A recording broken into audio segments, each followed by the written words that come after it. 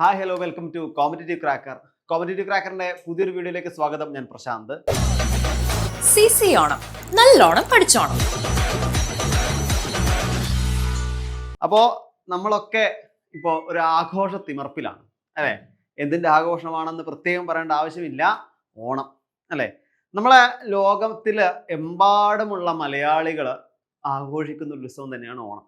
മലയാളികൾ മാത്രമല്ല, മറ്റുള്ളവരും ഇപ്പൊ ആഘോഷിക്കാൻ തുടങ്ങിയിട്ടുണ്ട് ഓണം. അതിന്റെ ഭാഗമായിട്ട് കഴിഞ്ഞ ദിവസം തന്നെ നമ്മളെ കേരളത്തില് പഠിക്കുന്ന ഒരുപാട് അന്യ സംസ്ഥാനത്തിലുള്ള കുട്ടികളൊക്കെ ഓണം ആഘോഷിക്കുന്നതിന് മറ്റും ഡീറ്റെയിൽസ് ഒക്കെ നമ്മൾ കണ്ടതാണ്. അപ്പോൾ ഓണം എന്നത് നമ്മളെ സംബന്ധിച്ചിടത്തോളം വലിയൊരു ഉത്സവം തന്നെയാണ്. വർഷത്തിൽ ഒരിക്കലേ വരുള്ളൂ. അപ്പൊ അതുകൊണ്ട് തന്നെ എന്ത് ചെയ്യും, നമ്മൾ പഴയ പഴഞ്ചൊല്ല് പോലെ കാണം വിറ്റും ഓണം ഉണ്ണണം എന്ന് പറയാറില്ലേ. അതുകൊണ്ട് തന്നെ നമ്മൾ ഓണം ആഘോഷിക്കും. അപ്പോൾ ഓണം ആഘോഷിക്കുമ്പോൾ ഓണവുമായി ബന്ധപ്പെട്ടുകൊണ്ട് നമ്മളെ മനസ്സിലേക്ക് ഒരുപാട് കാര്യങ്ങൾ വരാറുണ്ട്. അപ്പൊ അത്തരത്തില് വളരെ പ്രധാനപ്പെട്ട ഒരു കാര്യമാണ് അത്തം മുതലുള്ള ദിനങ്ങൾ. ശരിക്കും പറഞ്ഞാൽ അത്തം മുതൽ തിരുവോണം വരെയാണ് നമ്മൾ പൂക്കളമൊക്കെ. അത് കഴിഞ്ഞ് അവിട്ടവും ചതയവും കൂടിയുണ്ട്. ചില ആൾക്കാർ അത് കഴിഞ്ഞ് വീണ്ടും ഒരു 7 ദിവസത്തേക്ക് ഓണം ആഘോഷിക്കാറുമുണ്ട്. അത് പല സ്ഥലങ്ങളിലുള്ള പല മാറ്റങ്ങളും അല്ലെ ആചാരപരമായ മാറ്റങ്ങൾ മുഖാന്തരമായിരിക്കാം അങ്ങനെ ഉണ്ടാകുന്നത്.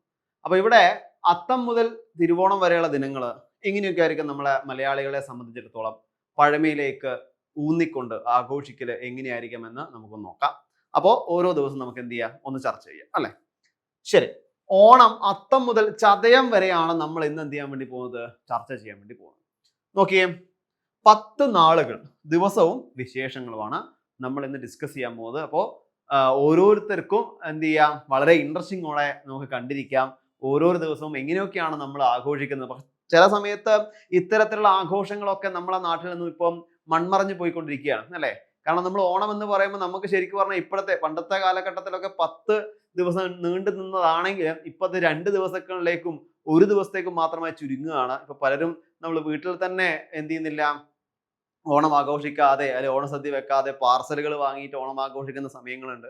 അപ്പൊ അങ്ങനെ ഒരു കാലത്ത് നമ്മൾ നിൽക്കുമ്പോൾ നമ്മളൊന്ന് പുറകിലോട്ട് ചിന്തിക്കുമ്പോൾ ആ 10 ദിവസത്തെ ആഘോഷം എങ്ങനെയായിരുന്നു നടന്നത്, സമൃദ്ധിയുടെ നാട്ടിൻപുറങ്ങളിൽ എങ്ങനെയായിരുന്നു അത്തരത്തിലുള്ള ആഘോഷം നടന്നതെന്ന് നമുക്കൊന്ന് മനസ്സിലാക്കണ്ടേ. അപ്പൊ അത്തരത്തിൽ മനസ്സിലാക്കാനും കൂടിയാണ് ഈ ഒരു വീഡിയോ പ്രധാനമായിട്ട് നമ്മൾ ചെയ്യുന്നത്. ഓക്കെ, ആദ്യത്തെ ദിനം അത്തം അല്ലെ. അത്തം മുതലാണ് ഓണത്തിന്റെ ആഘോഷങ്ങൾ ആരംഭിക്കുന്നത്. നോക്കിയേ, തിരുവോണ ദിനത്തിന് ശേഷം കുറിക്കുന്നത് ഈ ദിവസമാണ് അത്തം മുതൽ ആരംഭിക്കുന്ന പൂക്കളം അല്ലെ. അതായത് തിരുവോണ ദിനത്തിന് തുടക്കം കുറിക്കുന്നത് തന്നെ ഈ ഒരു ദിവസമാണ് അത്തം. അതായത് അത്തം മുതൽ തിരുവോണം വരെയാണ് നമ്മൾ എന്ത് ചെയ്യുക, ഓണമായിട്ട് ആഘോഷിക്കാറുള്ളത്. പിന്നീട് മനോഹരമായ പൂക്കളങ്ങളാണ് അത്തം മുതൽ നമ്മൾ തുടങ്ങി തിരുവോണത്തിന് വളരെ ഗംഭീരമായുള്ള പൂക്കളം നമ്മുടെ നാടുകളിൽ ഇടാറുണ്ട്. പലപ്പോഴും അത്തം 1-ന് ഒരുക്കുന്ന പൂക്കളം തിരുവോണ നാൾ വരെ ചില വീട്ടുമുറ്റങ്ങളിൽ കാണാറുണ്ട്. അതായത് 1, 2, 3, 4 എന്നിങ്ങനെയാണ് നമ്മൾ ഇടുക. അപ്പൊ അതുകൊണ്ട് തന്നെ ആ 1-ാം ദിവസം ഇട്ട അതേ പൂവ് 10-ാം ദിവസവും ചിലപ്പോൾ നമ്മൾ അതേ സ്ഥലത്ത് ഉണ്ടാവും. അത് ദിവസങ്ങൾക്ക് മാറ്റം വരും. പുതിയ ഫ്രഷ് ആയിട്ടുള്ള പൂവാണ് നമ്മൾ കൊണ്ടുവരിക. അപ്പൊ അത്തരത്തില് 10 നാൾ കൊണ്ട് 10 നിരയിലായുള്ള പൂക്കളങ്ങൾ നമുക്ക് ഇവിടെ കാണാൻ പറ്റും, നമ്മളെ വീട്ടുമുറ്റത്ത് കാണാൻ പറ്റും. 1-ാമത്തെ ദിനമാണ് അത്തം. വിശ്വാസം അനുസരിച്ച് ഈ ദിവസം ഒരു കളം പൂവാണ് നമ്മൾ ഇടുക അല്ലെ. ഒരു കളം പൂവാണ് നമ്മൾ എന്ത് ചെയ്യുക, അത്തം നാൾ നമ്മൾ ഇടാറുള്ളത്. സാധാരണയായിട്ട് തുമ്പപ്പൂവാണ് നമ്മൾ കൂടുതലായിട്ട് ആ ഒരു ദിനത്തിൽ ഇടാറുള്ളത്. പിന്നീട് അത്തപ്പുലരിയില് കുളിച്ച് ശുദ്ധിയായി വീട്ടുമുറ്റത്ത് ചാണകം മെഴുകി ആദ്യത്തെ പൂക്കളം ഇടുന്നു. ഒരു നിര പൂക്കൾ, പ്രധാനമായും തുമ്പപ്പൂ മാത്രമേ അത്തം നാൾ ഉപയോഗിക്കാറുള്ളൂ. അതാണ് നമ്മൾ അത്തവുമായി ബന്ധപ്പെട്ടുകൊണ്ട് ആദ്യത്തെ ഒരു കാര്യം നമുക്ക് മനസ്സിലാവുന്നത്. 1-ാമത്തെ ദിനമാണ് ഒരു പൂവാണ് നമ്മൾ എന്ത് ചെയ്യുക, സാധാരണ ഇടാറുള്ളത്. ഓക്കെ, അത്തം കഴിഞ്ഞാൽ അടുത്താണ് ചിത്തിര. ചിത്തിര എന്ന് പറയും, ചിത്ര എന്നും പറയാറുണ്ട്. അത് പാഠഭേദങ്ങൾ അനുസരിച്ചാണ്. നോക്കൂ, ഓണത്തിന്റെ 2-ാം ദിവസമാണിത്. അത്തത്തിന് ഒരു കളം പൂവാണെങ്കിൽ 2-ാം ദിവസത്തിലേക്ക് കടക്കുമ്പോൾ അത് 2 കളമായിട്ട് മാറുന്നു. അപ്പൊ 2 പൂക്കളാണ് നമ്മൾ എന്ത് ചെയ്യുക, 2 കളം പൂക്കളമാണ് നമ്മൾ ചിത്ര നാളിൽ നമ്മൾ ഇടുന്നത്. 2-ാം നാളിൽ ഓണാഘോഷങ്ങൾക്ക് ആവശ്യമായ വീട്ടു സാധനങ്ങൾ ഒരുക്കാനും തുടങ്ങുന്നു. കൂടാതെ വീടും പരിസരവും ശുചിയാക്കുന്നതിനും അലങ്കാരങ്ങൾ ആസൂത്രണം ചെയ്യുന്നതിനുമായിട്ടാണ് ഈ ദിവസം നമ്മൾ ഉപയോഗിക്കുന്നത്. അപ്പോൾ ഓണവുമായി ബന്ധപ്പെട്ടുകൊണ്ട് കുറച്ച് പഴയ കാലത്തിലേക്ക് വന്നു കഴിഞ്ഞാൽ നമ്മുടെ വീടൊക്കെ വൃത്തിയാക്കലും അതേപോലെ തന്നെ വീട്ടിലേക്ക് ആവശ്യമായ കുറച്ച് സാധനങ്ങൾ വാങ്ങലും നമ്മൾ അലങ്കാരങ്ങൾ ഓണവുമായി ബന്ധപ്പെട്ടുകൊണ്ടുള്ള എന്തൊക്കെ സാധനങ്ങൾ നമ്മൾ മുൻകൂട്ടി കണക്കാക്കണം എന്നൊക്കെ നമ്മൾ ആസൂത്രണം ചെയ്യുന്ന ഒരു ദിവസം കൂടിയാണ് ശരിക്കും പറഞ്ഞാൽ ചിത്ര അഥവാ ചിത്തിര എന്ന നാള്. ശരി, അടുത്താണ് ചോതിയിൽ എന്താ, ഓണക്കോടിയും വിപണിയുമാണ് ഈ ഒരു ദിവസം. ഓണക്കോടിയും വിപണിയുമാണ്. കുടുംബാംഗങ്ങൾക്കെല്ലാം പുതിയ വസ്ത്രങ്ങൾ, അതായത് ഓണക്കോടി, ആഭരണങ്ങൾ വാങ്ങുന്ന പ്രധാന ദിവസമാണ് ചോതി. പൂക്കളത്തില് കൂടുതൽ നിറങ്ങളുള്ള പൂക്കള് ചെമ്പരത്തിയും ഇടാൻ തുടങ്ങുന്നത് ഈ നാളിലാണ്. അതുകൊണ്ട് തന്നെ ഈ ദിവസം ഓണക്കുടുക്ക് എന്നാണ് ചില നാട്ടിൽ അറിയപ്പെടാറുള്ളത്. ഇപ്പോ ഈ ഒരു ചോതി നാളിലെ പ്രധാനമായിട്ട് നമുക്കറിയാം ഓണവുമായി ബന്ധപ്പെട്ടുകൊണ്ടുള്ള ഒരുപാട് പദങ്ങൾ നമ്മുടെ നാട്ടിലുണ്ട് അല്ലെ. ഓണപ്പൂക്കളം, ഓണസദ്യ, ഓണത്തല്ല് അല്ലെ, ഇങ്ങനെയുള്ള പല കാര്യങ്ങളും നമ്മളുണ്ട്. അപ്പോൾ അതിൽപ്പെട്ട പ്രധാനപ്പെട്ട ഒന്നാണ് ഓണക്കോടി, പുതിയ വസ്ത്രങ്ങൾ എടുക്കുക എന്നുള്ളത് അല്ലെ. ഓണത്തിന് ഓണക്കോടി എടുക്കുക എന്നുള്ളത് വളരെ വിപുലമായിട്ട് നമ്മളെ കേരളത്തിലും മറ്റൊക്കെ കണ്ടുവരുന്ന ഒരു പ്രത്യേകതയാണ്. അപ്പൊ ആ ഓണക്കോടിയും അതേപോലെ അതിന് ബന്ധമായിട്ടുള്ള ആഭരണങ്ങളും മറ്റു കാര്യങ്ങളൊക്കെ കുടുംബാംഗങ്ങൾക്കെല്ലാം കൂടി എടുക്കുന്ന ഒരു ദിവസമാണ് ചോതി എന്ന് പറയുന്നത്. അപ്പോൾ കൂടാതെ പൂക്കളത്തിന് കൂടുതൽ വർണ്ണാഭമായിക്കൊണ്ട് പുതിയ പുതിയ നിറങ്ങളും കൂടി ആ ദിവസം മുതൽ നമ്മൾ എന്ത് ചെയ്യും, ഇടാൻ വേണ്ടി തുടങ്ങും. അതാണ് ചോതി. പിന്നെ അടുത്താണ് വിശാഖം. വിശാഖം എന്ന് പറയുമ്പോൾ സമൃദ്ധിയുടെ നാളായിട്ടാണ് നമ്മൾ കണക്കാക്കുക. വളരെ മംഗളകരമായ ദിവസം കൂടിയാണ് വിശാഖം. അതായത് പണ്ടുകാലത്ത് കൊയ്ത്ത് വിപണികളും ധാന്യ ശേഖരണവും ആരംഭിച്ചിരിക്കുന്നത് വിശാഖ നാളിലാണ്. സദ്യക്കുള്ള വിഭവങ്ങളുടെ ഒരുക്കങ്ങൾ ഈ ദിവസം മുതലാണ് ആരംഭിക്കുക. അതായത് നമുക്കറിയാം നമ്മളെ ഓണകാലഘട്ടത്തിൽ കൂടുതലും കൊയ്ത്തും മറ്റൊക്കെ കഴിയുന്ന ഒരു സമയമാണ്. ഇപ്പൊ കൊയ്ത്ത് വിപണികളും അതുകൂടാതെ ഓണസദ്യക്ക് ആവശ്യമായ ഒരുപാട് കാര്യങ്ങൾ അല്ലെ, പച്ചക്കറിയും മറ്റു കാര്യങ്ങളൊക്കെ അതൊക്കെ സജീവമായിട്ട് നമ്മൾ വിപണികളിലേക്ക് എത്തിക്കുകയും അവ നമ്മൾ എന്ത് ചെയ്യുന്നു, വാങ്ങി അതൊക്കെ ശേഖരിച്ച് തയ്യാറാക്കി വെക്കുന്ന ഒരു ദിവസം കൂടിയാണ് വിശാഖം. അതുകൊണ്ടായിരിക്കാം അതിന് സമൃദ്ധിയുടെ നാൾ എന്ന് ഒരു പേര് വന്നിരിക്കുക അല്ലെ. സമൃദ്ധമായിട്ട് നമ്മൾ അടുക്കളയില് ഭക്ഷണ സാധനങ്ങളൊക്കെ നിറയാൻ ഇനി അടുത്ത ദിവസങ്ങളിൽ തുടങ്ങും എന്ന് അറിയപ്പെടുന്ന അല്ലെ അറിയിക്കുന്ന ഒരു ദിനം കൂടിയായിരിക്കാം ചിലപ്പോൾ വിശാഖം എന്ന് പറയുന്നത്. അതായിരിക്കാം ഇങ്ങനൊരു പേര് അതിന് വരാനുള്ള കാരണം. വിശാഖം കഴിഞ്ഞാൽ അടുത്തത് അനിഴമാണ്. അനിഴം എന്ന് പറയുമ്പോൾ വള്ളംകളിയുടെ നാദമുഴക്കം കേൾക്കുന്ന ഒരു സമയം കൂടിയാണ് അനിഴം എന്ന് പറയുന്നത്. കായിക വിനോദങ്ങൾക്കും ജലോത്സവങ്ങൾക്കും പ്രശസ്തമായ അനിഴനാളാണ്. ആറന്മുള ഉത്രട്ടാതി വള്ളംകളിക്ക് മുന്നോടിയായുള്ള നെഹ്റു ട്രോഫി ഉൾപ്പെടെയുള്ള പ്രധാന ജലോത്സവങ്ങളും അവയുടെ പരിശീലനങ്ങളും ഈ ദിവസം മുതലാണ് ആരംഭിക്കുക. അപ്പൊ അനിഴം എന്ന് പറയുമ്പോൾ വള്ളംകളിയുമായി ബന്ധപ്പെട്ടുള്ള ഒരു തുടക്കമാണ് അല്ലെ. നമുക്ക് ഓണവുമായി ബന്ധപ്പെട്ടുകൊണ്ട് പറയുമ്പോൾ വളരെ ഇമ്പോർട്ടന്റ് ആയിട്ട്, വളരെയധികം ഇമ്പോർട്ടന്റ് ആയിട്ട് പറയുന്ന രണ്ട് ജലോത്സവങ്ങളാണ്. ഒന്ന് ആറന്മുള ഉത്രട്ടാതി വള്ളംകളിയും അതേപോലെ നെഹ്റു ട്രോഫി. അതുമായി ബന്ധപ്പെട്ടുള്ള പരിശീലനങ്ങളും മറ്റു കാര്യങ്ങളും ആരംഭിക്കുന്നതൊക്കെ ഈ നാളിലാണ്. ജലോത്സവങ്ങളുടെ ഒരു തുടക്കം എന്ന് വേണം നമുക്ക് എന്ത് പറയാം, അവിടെ അനിഴം നക്ഷത്രത്തെ പറ്റി പറയാം അല്ലെ. അനിഴം. അടുത്ത തൃക്കേട്ടയാണ്. തൃക്കേട്ടയുടെ പ്രധാനപ്പെട്ടത് എന്തൊക്കെയാണെന്ന് നോക്കാം. ഓണത്തിന്റെ 6ാം ദിവസമാണ് തൃക്കേട്ട. വിദൂര ദേശങ്ങളിൽ നിന്ന് കഴിയുന്നവരും ജോലി ആവശ്യങ്ങൾക്കായി മാറി നിൽക്കുന്നവരും സ്വന്തം തറവാടുകളിലേക്കും കുടുംബങ്ങളിലേക്കും യാത്ര തിരിക്കുന്ന ദിനമാണിത്. ബന്ധുക്കളെല്ലാം ഒന്നിച്ചു ചേരുന്നതിന്റെ സന്തോഷം ഈ ദിവസം മുതൽ ആരംഭിക്കുന്നു. ഒരു ഒത്തുകൂടലിന്റെ ദിനമായാണ് ഈ ദിവസത്തെ കാണുന്നത്. പൂക്കളത്തിന് കൂടുതൽ നിറങ്ങളും രൂപങ്ങളും നൽകുന്നു. അതായത് തൃക്കേട്ടയ്ക്ക് കുറച്ചുകൂടി നമ്മുടെ കുടുംബപരമായിട്ട് അല്ലെ കുടുംബ പശ്ചാത്തലമായിട്ട് ഒരുപാട് ബന്ധങ്ങളുണ്ട്. കാരണം നമുക്കറിയാം നമ്മളെ നാട്ടിലൊന്നും ഇപ്പോ നമ്മളെ കുടുംബവുമായി ബന്ധപ്പെട്ടുള്ള ആൾക്കാർ വളരെ കുറവാണ്. ഓരോരുത്തരും ജോലിയും അല്ലെങ്കിൽ മറ്റുള്ള ഒരുപാട് വിഷയങ്ങളുമായി ബന്ധപ്പെട്ടുകൊണ്ട് ഒരുപാട് ദൂരെയാണ് താമസിക്കുന്നത് അല്ലെ. അപ്പൊ ഈ പ്രവാസികള് അതേപോലെ തന്നെ മറ്റ് ദേശങ്ങളിൽ താമസിക്കുന്നവർ അവരൊക്കെ നമ്മളെ സ്വന്തം കുടുംബ വീട്ടുകളിലേക്ക് എത്തി ഓണം ആഘോഷിക്കാൻ തുടങ്ങുന്ന അല്ലെ ഓണത്തിമർപ്പിന്റെ ആഘോഷത്തിന്റെ തുടക്കം കുറിക്കാൻ തുടങ്ങുന്ന ഒരു ദിവസം കൂടിയാണ് തൃക്കേട്ട എന്ന് പറയുമ്പോൾ. അവരൊക്കെ നമ്മളെ വീട്ടിലേക്ക് എത്തുകയും എത്താൻ വേണ്ടിയുള്ള കാര്യങ്ങൾ നോക്കുകയും അതേപോലെ തന്നെ ആ ആഘോഷം തുടക്കം കുറിക്കുകയും ചെയ്യുന്നു. ഒരു ഒത്തുചേരലിന്റെ ദിവസമായിട്ടാണ് നമ്മൾ തൃക്കേട്ടയെ കണക്കാക്കുക. കൂടാതെ നമ്മളെ പൂക്കളം അല്ലെ, നമ്മൾ പൂക്കളത്തിൽ പറഞ്ഞിട്ടുണ്ടായിരുന്നു, ആ പൂക്കളത്തിന് കൂടുതൽ വർണ്ണാഭ ചൊരിഞ്ഞുകൊണ്ട് കൂടുതൽ നിറങ്ങള്, ഒരുപാട് പൂക്കളങ്ങളുടെ നിറങ്ങളും രൂപങ്ങളും നൽകുന്ന ദിവസമാണ് നമ്മളെ തൃക്കേട്ട എന്ന് പറയുന്നത്. ശരി, പിന്നീടാണ് മൂലം. ആഘോഷങ്ങളെ മറ്റൊരു ഘട്ടത്തിലേക്ക് കൊണ്ടുപോകുന്ന ദിനം കൂടിയാണ് മൂലം. ഓണസദ്യയുടെ വലിയ തോതിലുള്ള ഒരുക്കങ്ങളും പുലിക്കളി, ഓണക്കളികള് തുടങ്ങിയ വിനോദ പരിപാടികളും മൂലം നാളിലാണ് ആരംഭിക്കുന്നത്. പണ്ടുകാലത്ത് ക്ഷേത്രങ്ങളിലെല്ലാം ഈ ദിവസം മുതൽ പൊതുസദ്യകൾ ആരംഭിച്ചിരുന്നു. പൂക്കളം ചതുരാകൃതിയിൽ ഒരുക്കുന്നതും ഇതിന്റെ പ്രത്യേകത തന്നെയാണ്. മൂലം ദിവസം മുതൽ നമ്മൾ ഓണത്തിന്റെ മറ്റൊരു ഘട്ടത്തിലേക്ക് പോകുന്നു. അതായത് ഓണക്കളികളിലെ പുലിക്കളി അതേപോലെ പ്രധാനപ്പെട്ട മറ്റു കളികളൊക്കെ അതേപോലുള്ള വിനോദ പരിപാടികളൊക്കെ മൂലം ദിനം മുതലാണ് ആരംഭിക്കുന്നത്. പണ്ട് കാലങ്ങളിലൊക്കെ ആണെങ്കിൽ നമ്മളെ ക്ഷേത്രങ്ങളിലൊക്കെ സദ്യകൾ അല്ലെ, ഇപ്പൊ അന്നദാനം പോലുള്ള സദ്യകളൊക്കെ വലിയ തോതിൽ ആരംഭിച്ചിരുന്ന ഒരു ദിവസം കൂടിയായിരുന്നു മൂലം നക്ഷത്രത്തില്. കൂടാതെ നമ്മളെ പൂക്കളത്തിന് ഇതുവരെ വന്നിരുന്ന നിറക്കൂട്ടുകൾക്ക് ഒരു ചെറിയ ആകൃതിയിലുള്ള വ്യത്യാസം കൊടുത്തുകൊണ്ട് ചതുരത്തിലായിക്കൊണ്ട് ആ പൂക്കളം വിരിയുന്ന ദിവസം കൂടിയാണ് നമ്മളെ മൂലം നക്ഷത്രം എന്ന് പറയുന്നത്. ഓക്കെ, മൂലം നക്ഷത്രം എന്ന് പറയുന്നത്. ശരി, പിന്നീടാണ് പൂരാടം. നോക്കൂ, പൂക്കളത്തിന്റെ നടുവില് മാവേലിയുടെയും ഹിന്ദു ദൈവമായി കണക്കാക്കുന്ന മഹാവിഷ്ണുവിന്റെ അവതാരമായ വാമനന്റെയും പ്രതിമകള് സ്ഥാനം പിടിക്കുന്നു. ഈ പ്രതിമകള് ഓണത്തപ്പൻ അല്ലെങ്കിൽ തൃക്കാക്കരയപ്പൻ എന്നാണ് അറിയപ്പെടുന്നത്. ഈ ആചാരം ചെയ്യുന്നത് വീട്ടിലെ കൊച്ചുകുട്ടികളാണ്. ഇവരെ പൂരാട ഉണ്ണികൾ എന്നാണ് വിളിക്കുന്നത്. അതായത് നമ്മളെ കേരളവുമായി ബന്ധപ്പെട്ടുകൊണ്ട് പറയുകയാണെങ്കിൽ ഓണവുമായി ബന്ധപ്പെട്ട ഐതിഹ്യം നിങ്ങൾക്ക് അറിയാവുന്നതാണ്. അതിൽ പ്രധാനപ്പെട്ട തീരെ ഒഴിച്ചുകൂടാൻ പറ്റാത്തൊരു ഘടകമാണ് നമ്മളെ തൃക്കാക്കരയപ്പൻ എന്ന് പറയുന്നത്. ചില പ്രദേശങ്ങളിലെ 1-ാം ദിവസം മുതൽ, അതായത് അത്തം മുതൽ തന്നെ തൃക്കാക്കരയപ്പന്റെ പ്രതിമകൾ അല്ലെ മണ്ണ് കൊണ്ടും അതേപോലെ മറ്റ് മരം കൊണ്ടും, സാധാരണഗതിയിൽ മണ്ണ് കൊണ്ടാണ് കണ്ടുവരുന്നത്. അപ്പൊ മണ്ണ് കൊണ്ടുണ്ടാക്കിയ തൃക്കാക്കരയപ്പന്റെ ആ പ്രതിമ നമ്മൾ കാണാറുണ്ട് അല്ലെ. അതിന് ചുറ്റുമാണ് പൂക്കളം ഇടാറുള്ളത്. എന്നാൽ ചില പ്രദേശങ്ങളിലെ മാറ്റം നമുക്ക് കാണാം. അവിടെ പൂരാടം നക്ഷത്രം മുതലാണ് എന്ത് ചെയ്യുക, ഇത്തരത്തില് പിന്നെ തൃക്കാക്കരയപ്പനെയും അതേപോലെ തന്നെ മഹാബലിയുടെ ഒക്കെ രൂപങ്ങൾ അവിടെ നമ്മൾ എന്ത് ചെയ്യുന്നു, നിർമ്മിച്ചുകൊണ്ട് അതിന് ചുറ്റുമായിട്ട് പൂക്കളം ഇടുന്നത്.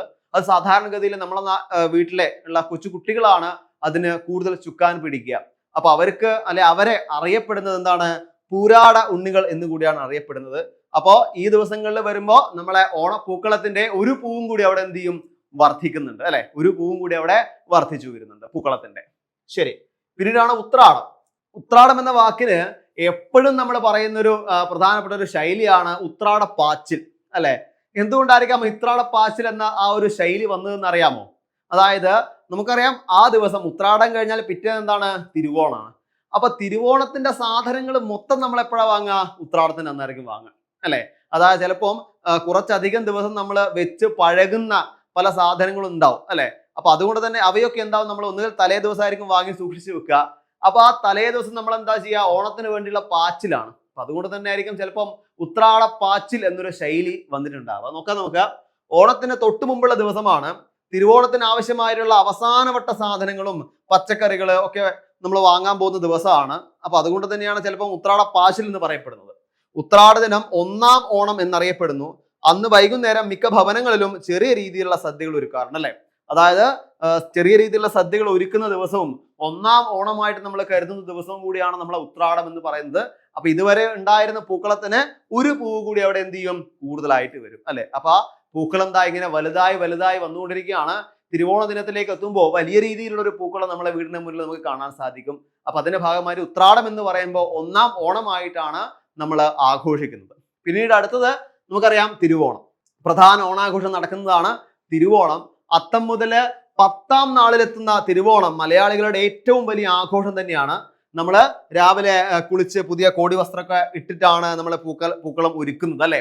അന്ന് 10 നിറങ്ങളോട് കൂടിയ പൂക്കളം നമ്മൾ ഒരുക്കാറുണ്ട്. ചില പ്രദേശങ്ങളിൽ മറ്റ് അരിമാവും മറ്റൊക്കെ കൊണ്ട് വിവിധങ്ങളായ രീതിയിലുള്ള രൂപങ്ങൾ വരയ്ക്കാറുണ്ട്.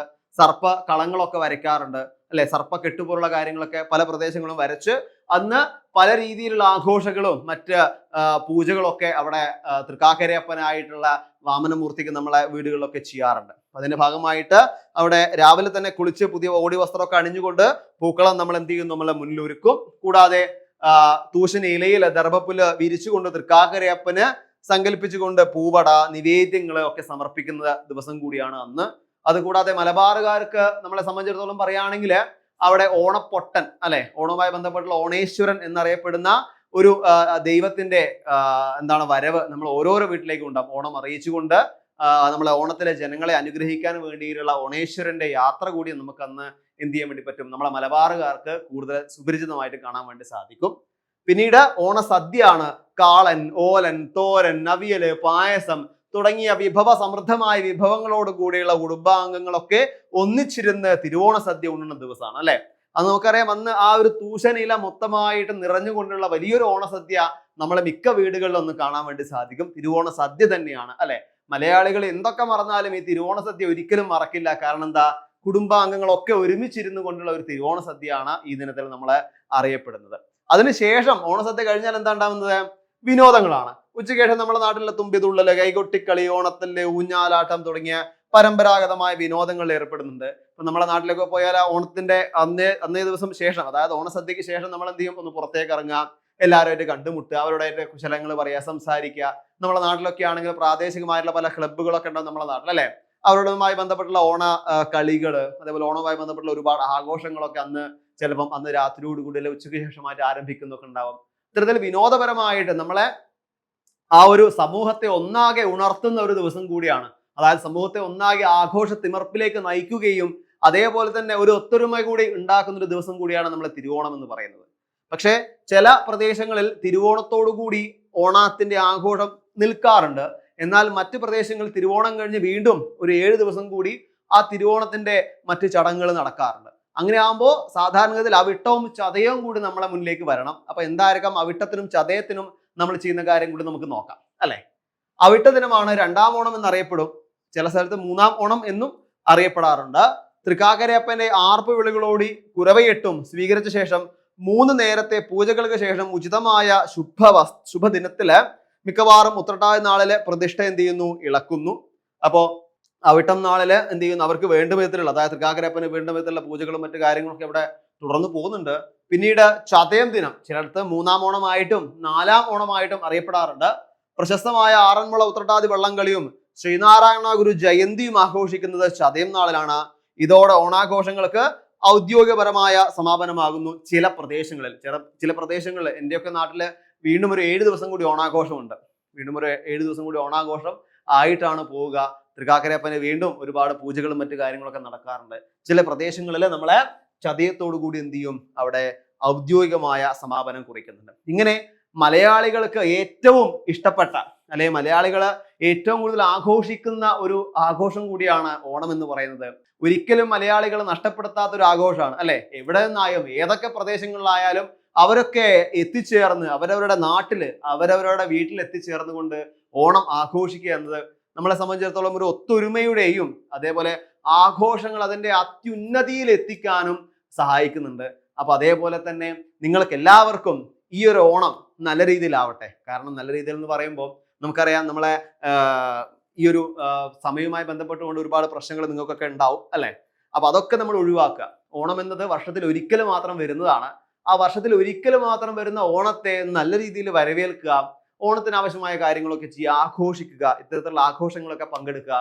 ഈ ആഘോഷങ്ങളൊക്കെ പങ്കെടുക്കുമ്പോൾ മനസ്സിന് വളരെയധികം നല്ലൊരു സുഖം നമുക്ക് അനുഭവപ്പെടും. കൂടാതെ നമ്മുടെ നാട്ടിൽ ഒരു ഒത്തൊരുമ ഉണ്ടാവും. നമ്മളെ കുടുംബ അംഗങ്ങൾ തമ്മിലുള്ള ഒത്തൊരുമ, അവർക്ക് ഒരുമിച്ചിരുന്ന് ഒരുപാട് കാര്യങ്ങൾ സംസാരിക്കുന്നു. ഇങ്ങനെയൊക്കെ ഉണ്ടാവാം. നമ്മളെ മനസ്സിനും നമ്മളെ ശരീരത്തിനും അതേപോലെ തന്നെ നാടിനൊക്കെ ഒരു പുതിയ ഉണർവ് വരാനും കൂടി സഹായിക്കുന്നുണ്ട്. അപ്പൊ അതേപോലെ തന്നെ അത്തം മുതൽ 10 ദിവസം നമ്മളെ നീണ്ടു നിൽക്കുന്ന ഓണാഘോഷത്തെ പറ്റി ഇവിടെ ചുരുങ്ങിയ സമയം കൊണ്ട് നമ്മൾ എന്ത് ചെയ്തു വിവരിച്ചു. അപ്പൊ ഒരിക്കൽ കൂടി സമൃദ്ധിയുടെയും അതേപോലെ തന്നെ വിശ്വാസത്തിന്റെയും കൂടാതെ സന്തോഷത്തിന്റെയും ഉള്ള ഒരു നല്ലൊരു ഓണം എല്ലാവർക്കും ആശംസിക്കുന്നു. എല്ലാവർക്കും ഹൃദയം നിറഞ്ഞ ഓണാശംസകൾ നേരുന്നു. Thank you so much. CC Onam, നല്ലോണം പഠിച്ചോണം.